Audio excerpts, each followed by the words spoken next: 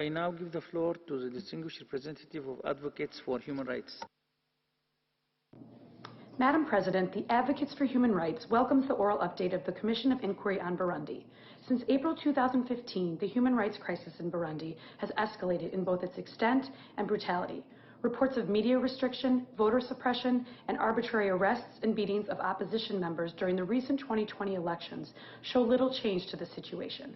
These conditions have caused over 250,000 to flee this state-sponsored oppression and violence. As a provider of legal services to asylum seekers, the Advocates for Human Rights has represented victims of violence from Burundi and documented first-hand accounts of illegal invasions and searches of homes and businesses, including firing on civilians, looting of property, and the rape of a witness. The arbitrary arrest of an anti-corruption activist based on false charges, culminating in her assault and rape, and the targeting of supporters of constitutional election law, as well as journalists, involving arbitrary arrests followed by brutal torture for extended periods. These and other accounts of human rights abuses support our recommendation that the Human Rights Council continue the mandate of the Commission of Inquiry on Human Rights in Burundi and retain the situation in Burundi on its agenda under Item 4.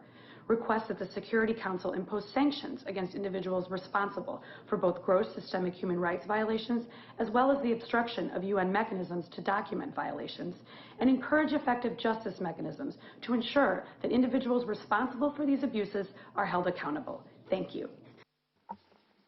Thank you. I now give the floor to the distinguished representative of Amnesty International. Madam President.